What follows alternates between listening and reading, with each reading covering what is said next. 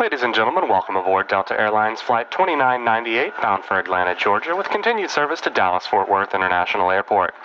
All carry-on items should now be stowed securely, either in an overhead bin or under the seat in front of you. All aisles, exits, and bulkhead areas should now be clear. All electronic devices should now be turned off and stowed, as they may interfere with the aircraft's navigational and communication systems. Once airborne, we'll let you know when you may use approved electronic devices, but note that some items may not be used at any time during the flight. You'll find a list of approved devices in the in-flight information section of Sky Magazine. If you're seated in an emergency exit, please review the responsibilities for emergency exit seating on the back of the safety information card located in the seat pocket in front of you. If you are unable or prefer not to perform these functions, please let us know and we'll be happy to find you another seat. As we leave the gate, please make sure your seatbelt is fastened. To fasten, insert the metal tip into the buckle and adjust the strap so it's low and tight across your lap. To release the belt, lift the top of the buckle. Remain seated with your seatbelt securely fastened anytime the seatbelt sign is on. Even if the sign is off, we ask that you keep the seatbelt fastened while seated in case we experience some unexpected turbulence. Passengers to comply with the posted placards and lighted signs located throughout the cabin, as well as any crew member instructions. Smoking is not allowed on any Delta flight, and federal law prohibits tampering with, disabling, or destroying a restroom smoke detector. There are 12 exits on our Boeing 747-400, 12 doors, 5 on each side of the main deck, and 1 door on each side of the upper deck. 8 of the doors on the main deck have detachable slides that can be used as rafts. The doors on the upper deck and those above the wings have slides that may be used in land evacuation only. All exits are clearly marked with an exit sign. However, if we experience a loss of power resulting in cabin visibility being reduced, white lights illuminating this aisle will guide you to red lights marking each of the exits. Please take a moment to find the exits closest to you, keeping in mind that your closest exit may be behind you. If there is a drop in cabin pressure, panels above your seat will open, revealing oxygen masks. If this happens, pull a mask towards you until the tube is fully extended. Place the mask over your nose and mouth, slip the elastic strap over your head, and adjust the mask if necessary. Breathe normally and note that oxygen is flowing, even if the bag doesn't inflate. Be sure to adjust your own mask before helping others. A water evacuation is unlikely during this flight. However, life vests are located under your seats in the economy cabin, and if you're seated in first or business class, life vests are either between your seats, under your seats, or in the compartment under your armrest. To use, pull the tab to remove the vest from its container. Open the pouch, slip the vest over your head, and fasten the 2 straps to the front of the vest, and then adjust the vest to fit loosely around your waist. As you leave the plane, inflate it by pulling down on the red tabs on the bottom of the vest, or manually inflate it by blowing into the tubes at shoulder level. You can activate a light by pulling down on the tab in front. Most seat cushions can be used for flotation as well. Before we take off, please be sure your seat backs are in the upright and locked position, your tray table is put away, and all carry-on items are securely stowed. As we come through the cabin for our final safety checks, please let us know if you have any questions. We all ask that you review the safety regulation card located in the seat pocket in front of you. Once again, welcome aboard Delta Flight 2928 to Atlanta, and thank you for flying. Reason why you can't make it to your destination, you think too much. Every I got to be dotted, every T got to be crossed. This is not corporate America. You're trying to analyze your spiritual destination from what you know. Verse 2, listen to this. This is key. Because God, I'm going to deal, you're going to see the word tingle. God is about to make you tingle. Because the turbulence is the natural, but the tingle is the Spirit of God. And the tingle is to clean you up. Uh-oh, it got quiet on that. Things that you're doing. He said, I can't take you to your destination because you're still doing some of the old things. Listen to this. And it came to pass that while Eli was lying down in the place where his eyes had begun to grow so dim that he could not see. Say he could not see. Help me read verse 3, church. And here the Lamb of God went out in the temple of the Lord, where the ark of God was, and Samuel laid there down sleeping. Now the Ark of the Covenant, every time the Ark of the Covenant moves, the Spirit of God moves with it. But now in the New Testament, the Spirit of God is inside of you. Yeah. And so they was always governed by the Ark of the Covenant. It was reverence. It was holy. It was sacred. And so now the Ark of the Covenant, God is saying that you got to get out of tradition and get into relationship. Say, break out of tradition. And get into relationship. Verse 4, that the Lord called Samuel and he answered. What did he say? Now, what do you do when God is calling you? How do you answer to God? And so now it's going to get quiet on this message because it's dealing with sin. Say it's dealing with sin. I got something for sin. Check this out. Sin is personal but not private. It's quiet in this house. But Benita, I think you need to close the door. Somebody might run out of here. Sin is personal but not private. Sin will find you out. Yes, it will. Yes, it will. And so God's saying that you are on this plane just like you are in church. But what do you do while you're in church? Do you allow the Holy Spirit to gut you out?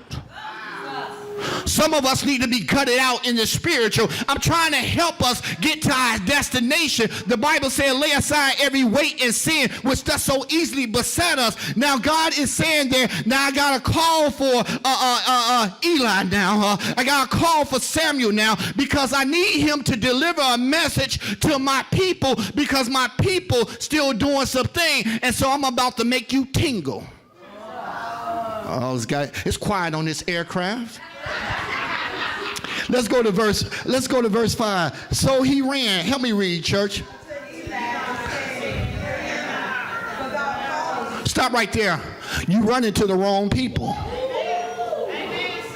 You run into the wrong people. He said, and the Lord called Samuel, and he answered, here I am. So he ran to who? Eli. We run to things that we are familiar with. And God is saying that I got to send something your way so you can run to me. I'm going somewhere here. And he said, verse 5, so he ran to Eli and said, here I am, for you called me. And he said, I did not what? Lie down again. And he went and laid down. Keep reading, church. Stop right there. God going to keep calling you until you get your crazy self together. I don't care how long it takes because I chasing whom I love.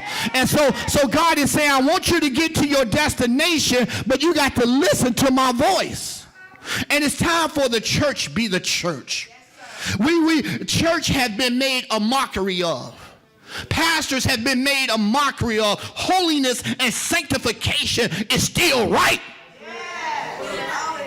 Y'all, we live in a generation now where anything go, once saved is always saved. No, it's not, boo.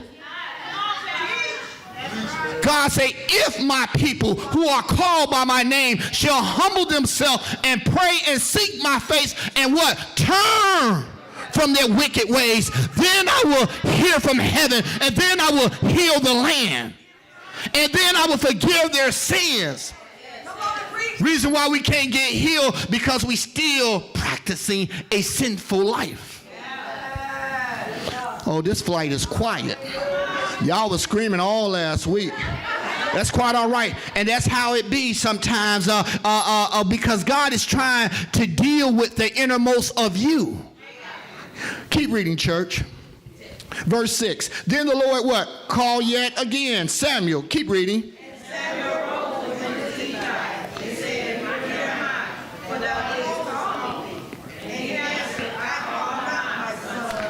Lie down again.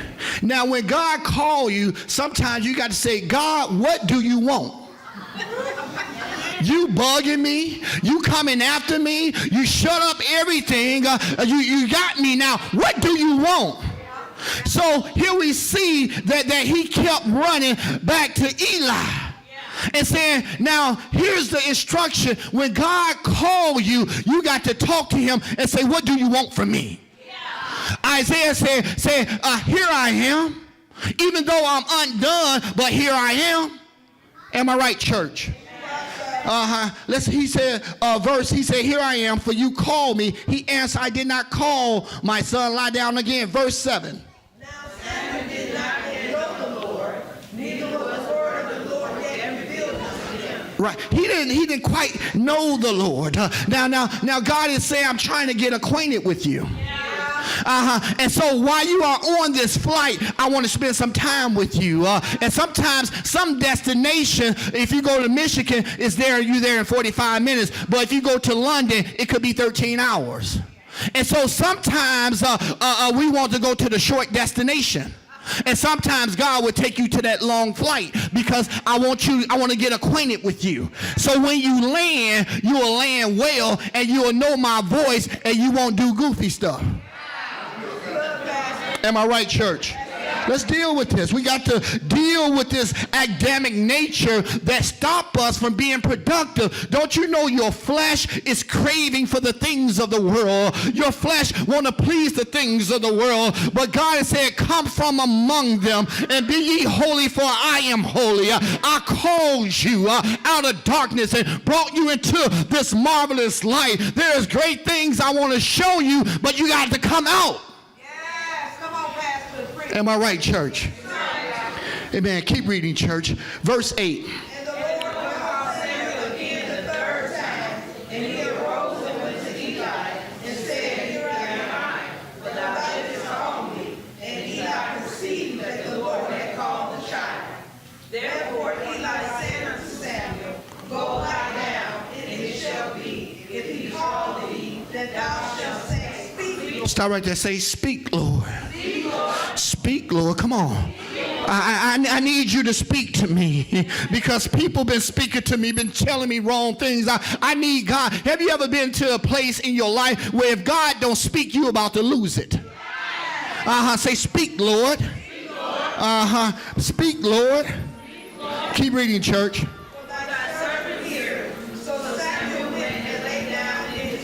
Stop right there. I need to go back. Praise team, I need you to come up here. I want the praise team to be very sensitive to Pastor. Speak, Lord. Speak, Lord. Musicians, speak, Lord. God is trying to get us. I'm going back into the message, but I need God to speak to me.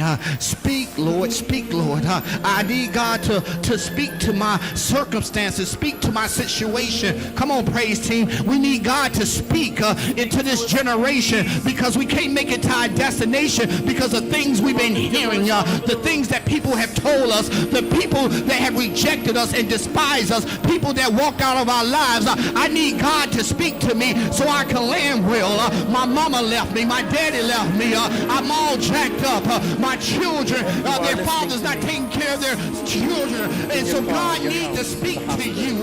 If God don't speak, you can't bust a move. You cannot land well. I need God to speak to me because I'm going through something. He'll help you through it.